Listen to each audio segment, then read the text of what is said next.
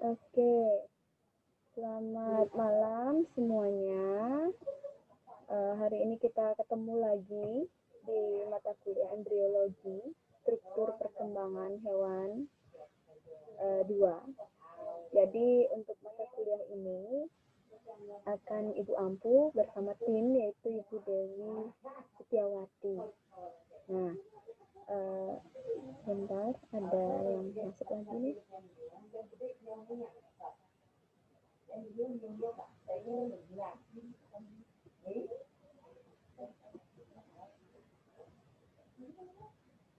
Jadi pada embriologi ini adalah mata kuliah yang bersyarat, saudara. Syaratnya itu sudah harus tuntas mata kuliah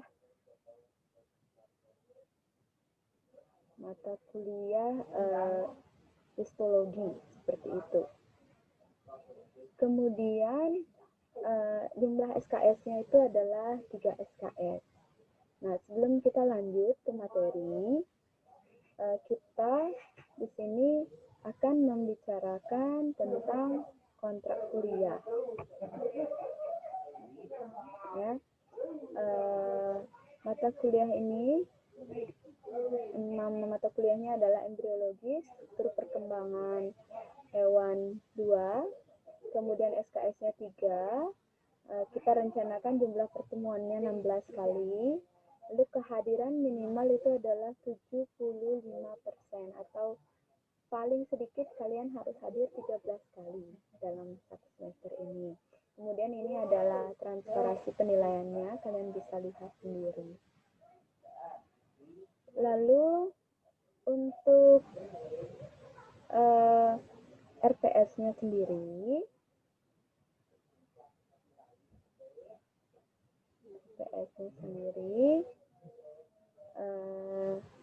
sebentar.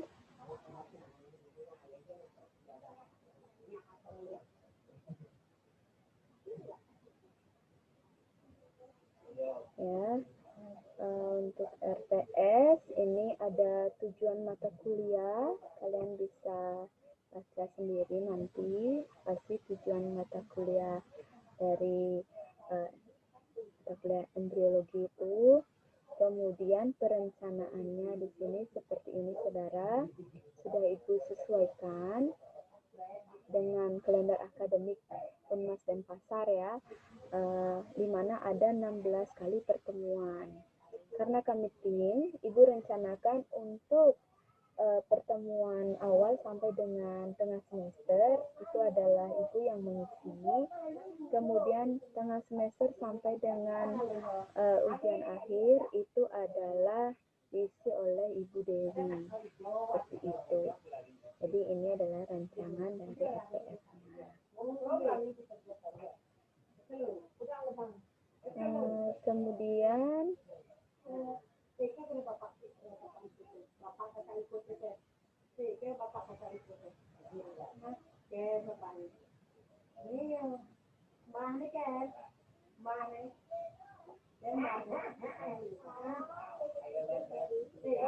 kemudian kita lanjutkan dulu ke perkuliahan kita. Sekarang kita lanjutkan ke materi ya. Harapan Ibu karena tidak ada yang begitu berbeda dari yang sebelumnya untuk kontrak kuliah, Ibu harap kalian semua bisa maklum atau mengikuti perkuliahan ini sesuai dengan yang kita sepakati. Gimana? Bisa didengar suaranya Ibu? Coba direspon salah satu. Bisa, Bu. Oke, Ibu lanjutkan ya. Ya, Bu. Sekarang pokok bahasan yang akan kita bahas sampai UTS itu ada yang pertama itu adalah pengertian periode dan tahap perkembangan dalam siklus kehidupan. Yang kedua itu adalah siklus sel dan pembelahan sel. Yang ketiga itu adalah alat untuk perkembangbiakan, yaitu organ reproduksi anak-anak. Biasanya kalau anak-anak SMP, SMA itu paling semangat kalau belajar ini. Kemudian yang keempat itu adalah spermatogenesis, lalu oogenesis dan siklus reproduksi, fertilisasi, cleavage dan blastulasi, dan adalah middle test. Itu rencananya akan kita pelajari sampai dengan middle test nanti. Nah, untuk sekarang kita akan lanjut dulu. Pertemuan pertama itu adalah tentang pendahuluan ya. Jadi secara harfiah embriologi itu seperti apa, kemudian sejarahnya seperti apa, periode dan tahap perkembangan dalam siklus kehidupan itu seperti apa. Itu yang akan kita bahas hari ini. Nah, embriologi sendiri tentu kalian masih ingat bahwa biologi itu memiliki cabang-cabang lagi ya yang lainnya. Salah satunya itu adalah embriologi, di mana embriologi itu adalah ilmu yang mempelajari tentang pertumbuhan embrio sejak dari pembuahan sampai kelahiran sampai menjadi makhluk hidup yang definitif. Makhluk hidup yang definitif itu adalah makhluk hidup yang mampu menceritakan secara tidak langsung dia itu makhluk hidup apa. Artinya kalau misalnya dia ikan, ya dia sudah berbentuk seperti ikan. Jadi tidak ada yang keliru menyebutkan bahwa ikan itu adalah amfibi seperti itu. Jadi definitif itu dia mampu mendefinisikan dia itu dari kelas apa seperti itu. Selanjutnya kita akan mulai ke perkembangan hewan embriologi ini. Nah, kita flashback dulu sebentar. Kamu pasti pernah ya melihat ayam ya. Ayam itu adalah hewan yang bertelur, tidak beranak seperti itu ya. Nah, gimana sih sampai bisa telur itu yang kalau kalian goreng itu di dalamnya kan nggak ada anak ayam, tapi yang ada itu adalah yolk atau sari telurnya. Gimana sih prosesnya sampai telur yang tidak ada apa-apanya itu sampai berisi anak ayam? Nah, kita flashback sebentar ya. Apa yang terjadi di dalam sebutir telur sehingga mampu menghasilkan anak ayam?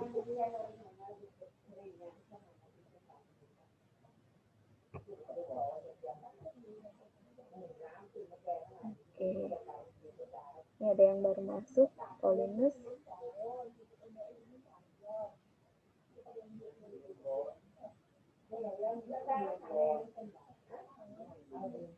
Ya, ini saudara Ibu ambil dari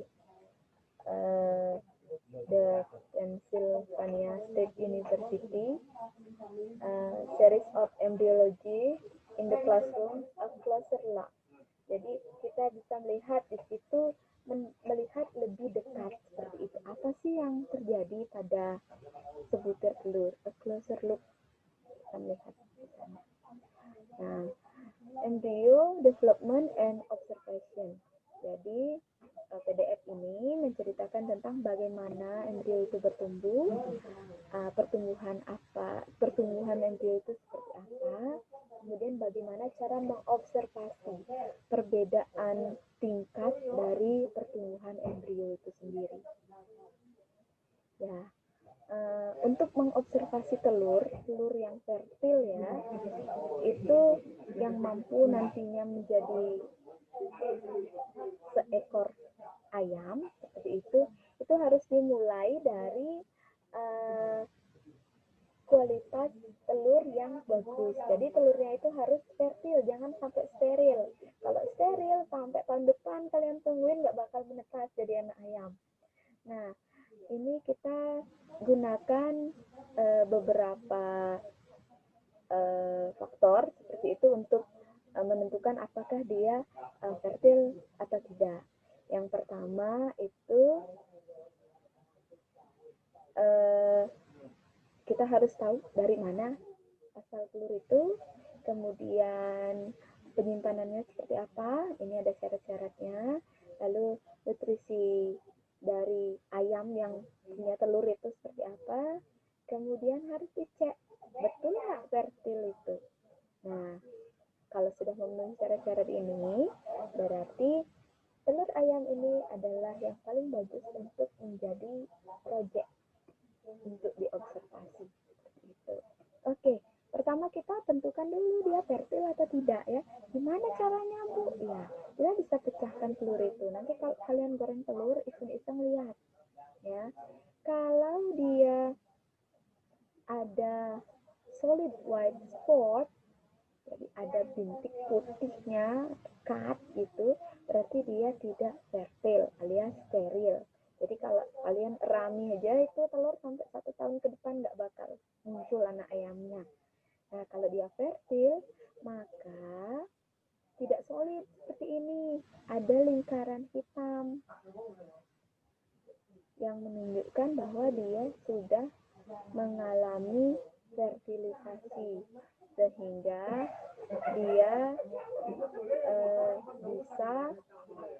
dia bisa menjadi anak ayam kalau ditetaskan.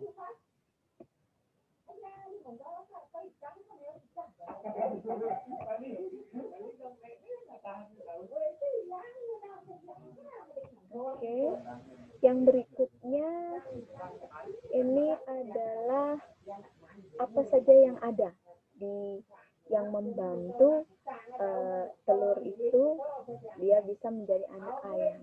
Jadi di sini ada function of its embryonic membrane. Ada yolksa. Yolksa itu adalah kuning telur, saudara. Jadi kalau kamu dulu yolksa itu apa sih? Kuning telurnya itu namanya yolksa. Itu adalah cadangan makanannya. Jadi itu adalah cadangan makanannya. Kemudian ada kantong amnion. Ini fungsinya adalah untuk melindungi dan juga pembuangan zat seperti itu. Lalu yang berikutnya ada chorion atau allantois. Ini untuk respirasi, membuang kotoran dan juga menyerap mineral dari cangkang itu. Kan dia punya cangkang. Lalu bagaimana pertumbuhannya? Nah, hari pertama, jadi setelah ditetaskan, mulai dia dieramkan yang fertil itu, maka hari pertama dia akan muncul yang namanya zona pellucida dan zona opaca. Kemudian muncul blood island, jadi ada seperti bercak-bercak atau serabut darah seperti itu. Itu hari pertama. Kemudian hari kedua, blood vessel appear on yolk sac. Jadi di atas yolk sac itu sudah terlihat pembuluh-pembuluh darah. Hari ketiga, jantungnya sudah terbentuk. Kemudian di situ juga ada pembentukan tulang belakang.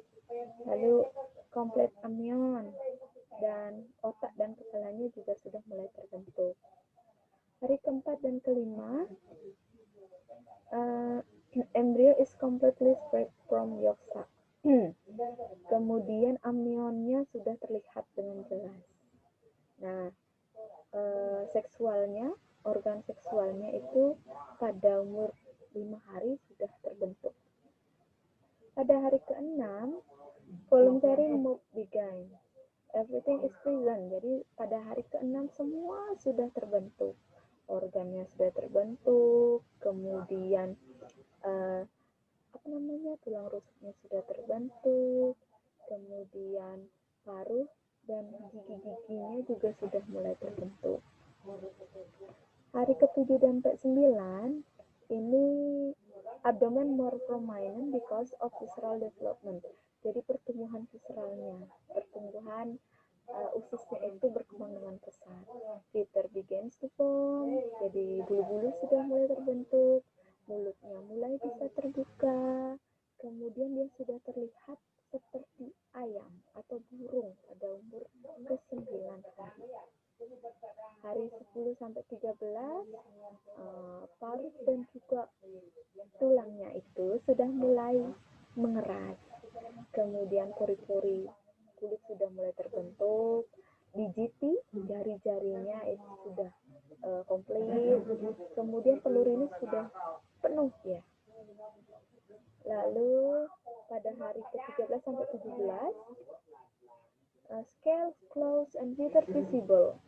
Kemudian usus halusnya itu yang tadinya di luar tubuhnya dia itu mulai masuk ke dalam tubuh dan dia siap-siap untuk menciap karena dia akan segera dilahirkan. Nah, setelah 15 hari susah banget mengobservasi telur itu dengan teknik lilin tadi.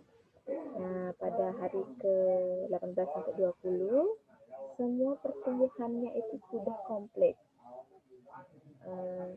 Kemudian ketika embrio itu akan menjadi anak ayam, maka dia akan memecahkan amnion, kemudian mulai menciap di dalam cangkangnya, kemudian siap-siap untuk bernapas. Nah, dan akhirnya pada hari ke-20 begini, sudah menjadi anak ayam yang menciap, yang sudah ditetaskan. Seperti itu kurang lebih jadi perkembangan embriologi dari telur ayam itu sendiri. Ibu harap ini menjadi suatu kisah inspiratif bagi kalian. Selanjutnya kita mulai dari sejarah embriologi. Nah, ternyata di buku suci Hindu itu sudah dikatakan bahwa ada 3 asal individu baru, yaitu telur, wujud hidup, dan benih. Dan di buku Susruta Samhita ini menyebutkan bahwa perkembangan anak manusia itu terjadi di rahim ibu. Jadi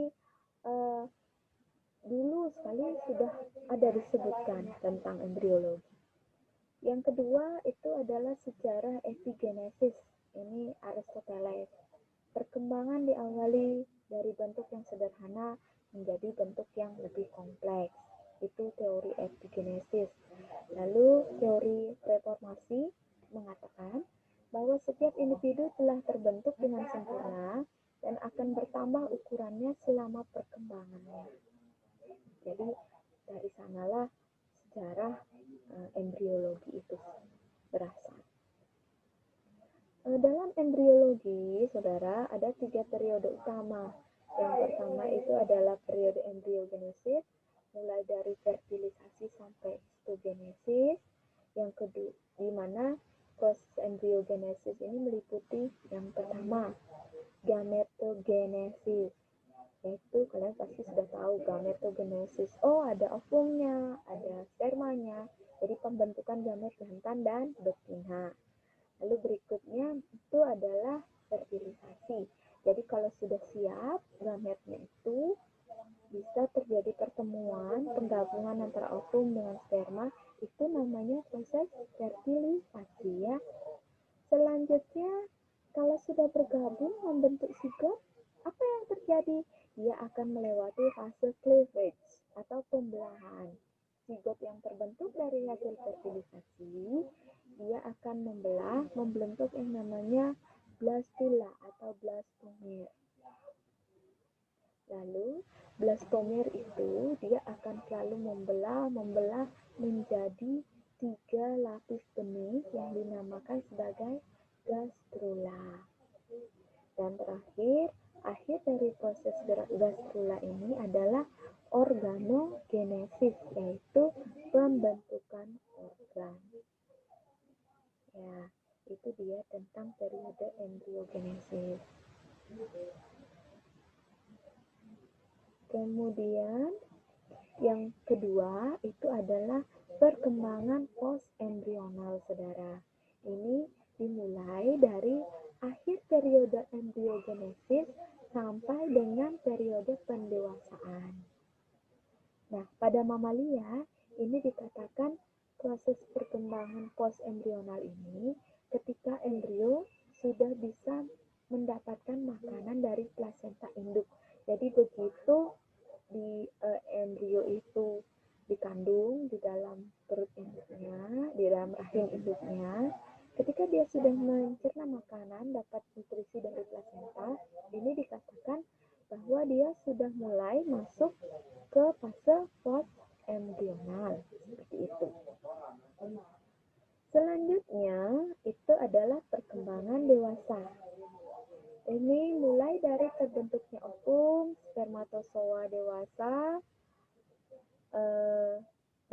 tumbuh sampai berakhir dengan kematian.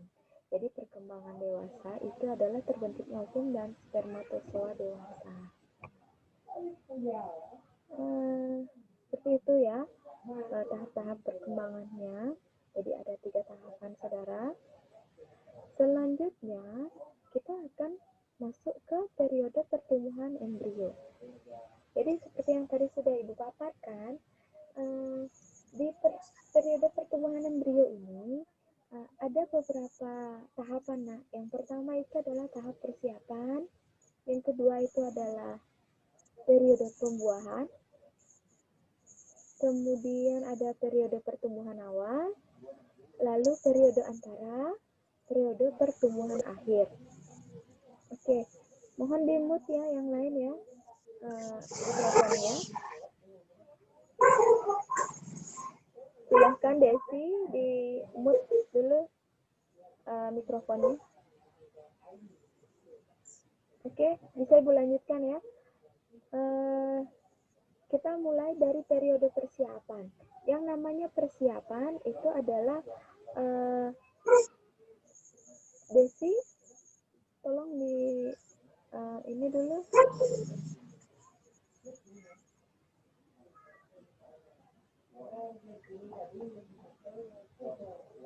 Oke, Ibu lanjutkan ya. Siapkan dulu.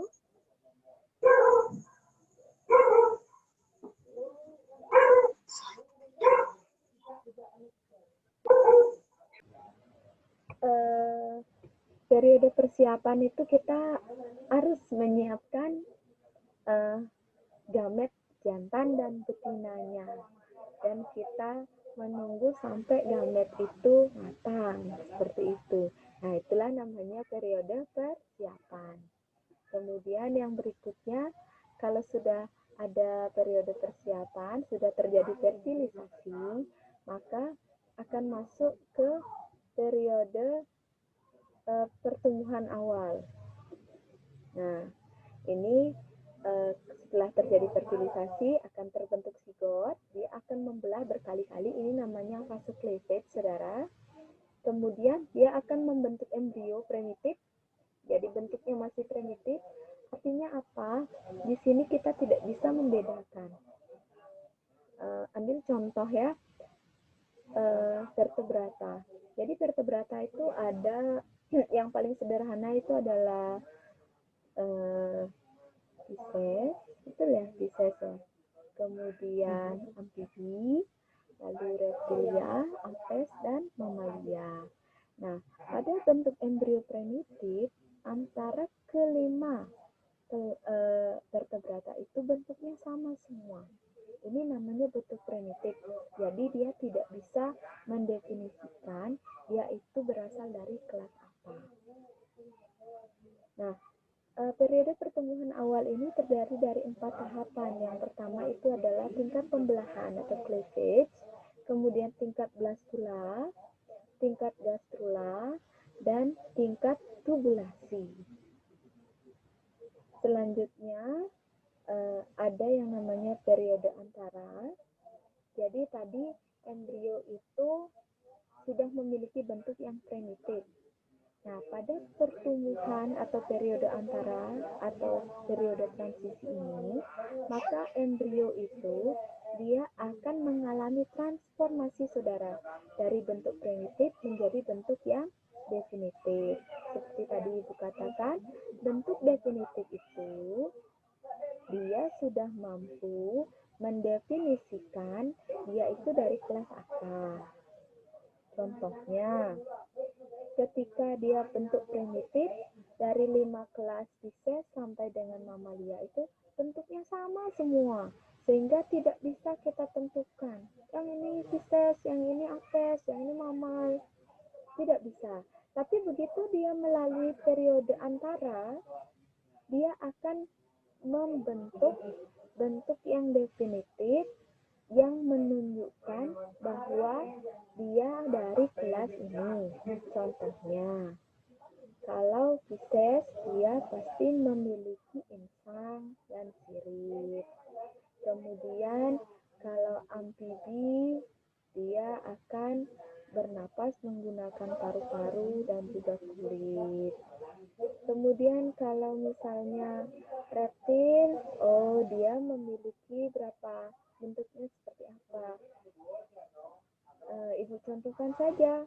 Tidak mungkin kan di antara kalian tidak bisa membedakan antara kodok dengan ikan mujair? Pasti sudah bisa membedakan, oh ini ikan, oh ini kodok. Kenapa bisa membedakan? Ini ikan karena dia ciri-cirinya begini. Ini kodok karena dia ciri-cirinya seperti ini. Bentuk itulah, bentuk yang memiliki ciri khususlah yang dinamakan sebagai bentuk definitif, seperti itu. Nah, di periode antara ini juga terjadi diferensiasi. Diferensiasi itu adalah pengkhususan. Nah, pengkhususan inilah yang akan memberikan dia ciri-ciri khas dari masing-masing kelas itu. Nah, ada juga periode antara ini dikatakan sebagai tingkat berudu. Kalau kita membicarakan tingkat berudu, kalian ingat kembali metamorfosis, ada yang sempurna, ada yang tidak ya. Nah, pada amfibia itu dia adalah metamorfosis sempurna ketika dia ada di fase berudu tahu kan ya, cebong begitu, itu dia sedang ada di periode antara. Dari berudu nanti dia mulai mengalami perubahan yang awalnya hanya punya ekor untuk berenang begitu, dia mulai tumbuh kakinya, ekornya menyusut. Nah, itu dia ada di periode antara. Selanjutnya itu adalah periode pertumbuhan akhir. Ini adalah penyempurnaan bentuk definitif sampai kelahiran. Ini sering juga disebut sebagai tingkat organogenesis. Selanjutnya tingkat organogenesis yaitu proses pembentukan alat tubuh serta mengkoordinasikan dia dalam berbagai sistem seperti itu. Kemudian kita mulai ke teori pertumbuhan. Yang pertama ada beberapa teori di sini saudara, yaitu teori preformasi homunculus ya, namanya teori preformasi.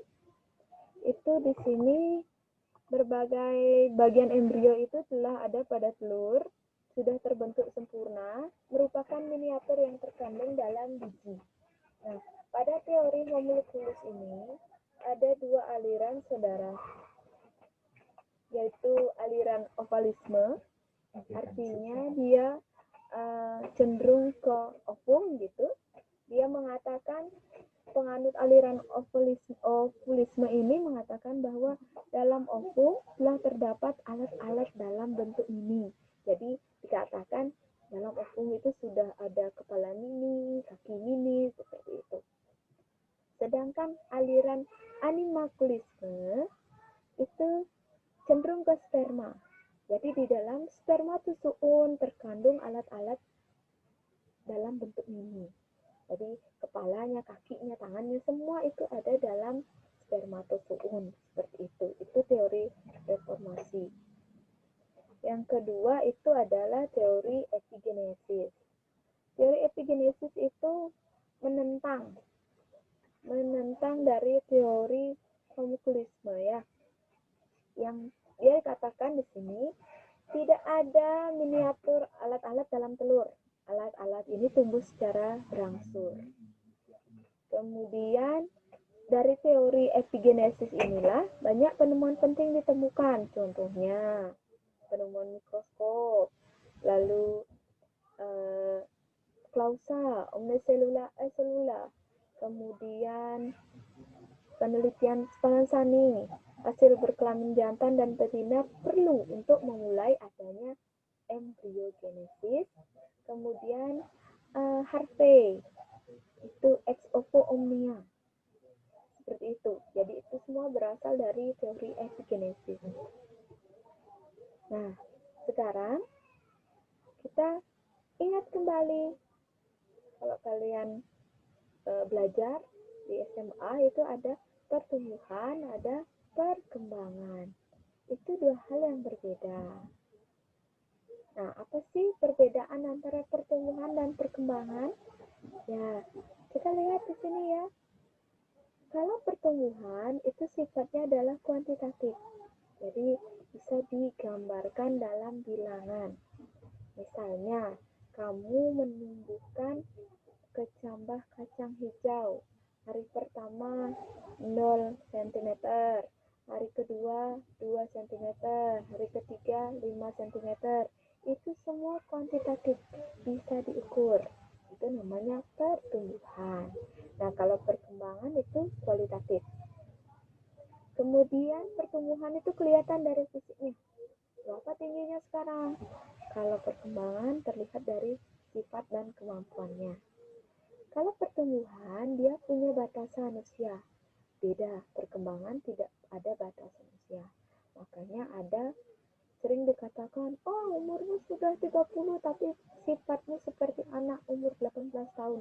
Nah, itu berarti dia belum dewasa berdasarkan perkembangan, bukan pertumbuhannya ya.